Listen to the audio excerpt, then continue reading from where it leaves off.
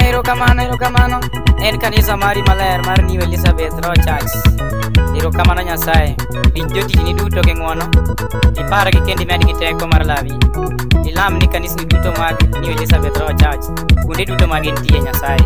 Migi teko mar tiyoni. Erokamano. Donge mano chuogo ruodhwa konyo ji duto. Donge mano chuogo ruodhwa konyo ji duto.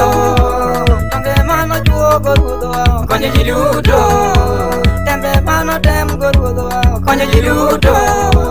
Tembe mano tem go ruodhwa konyo ji duto. Tembe mano tem go ruodhwa konyo ji duto.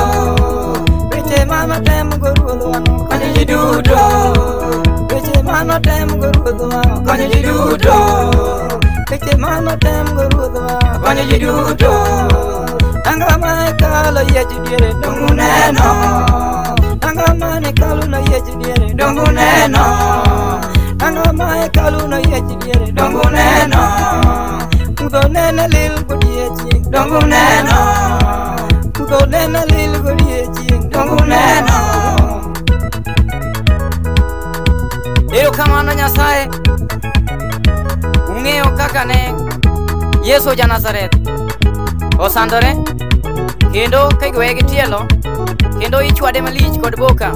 Onge ng'at mane nyalo neno ne lich kendo ji nego mafu kinyiere kendo ing'udho kwe malaw. Eka bang'e sama ne chunye chot, Ruoth chunye nochot ma piny nolokre mudho kendo nanga ma hekalu noyiech diere. Eka ji nong'eyo ni karang'ane jawar. Donge mano chuogo ruodhwa konyo ji duto.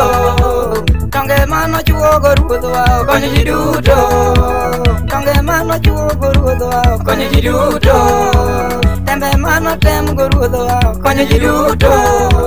Tembe mano tem go ruodhwa konyo ji duto. Tembe mano tem go ruodhwa konyo ji duto. Tanga mane kalu no yechi diere dongu neno. Tanga mane kalu no yechi diere dongu neno. Udo nena lil godiechi dongu neno. Udo nena lil godiechi dongu neno. Udo nena lil godiechi dongu neno. Jotich Nyasaye, wiu kik wil gi ngero mar Dema kod Lazaro.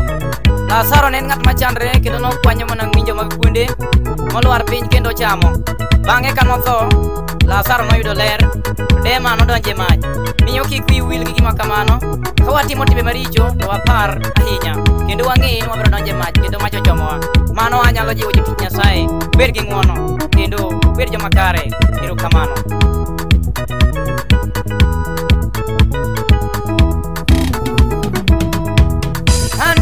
Sand go ruodhwa konyo ji duto. Sand mano sand go ruodhwa konyo ji duto. Sand mano sand go ruodhwa konyo ji duto. Ruoth neno guru gang'ula konyo ji duto. Abu neno guru gang'ula konyo ji duto. Ruoth neno guru gang'ula konyo ji duto. Abu neno guru mamudho del konyo ji duto.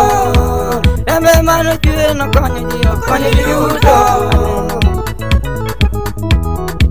Haleluya, haleluya, haleluya, haleluya. Erokamano Nyasaye.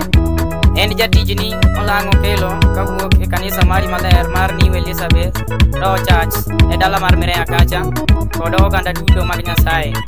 Akwayo Ruoth Nyasaye parna jatijni Peter Were kawuok e dala mar Ochoro Yamo. Nyasaye yie mondo dhi nyime mondo wachni moluongo obed gi kwe kendo oganda jokristo obed gi teko. En ng'wono mar Nyasaye. Yie mondo iparwa kendo itimnwa ng'wono Jehova.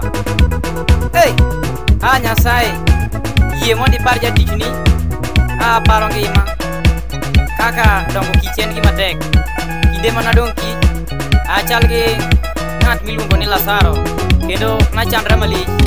Awuoro ng'wono mar Ruoth Nyasaye no.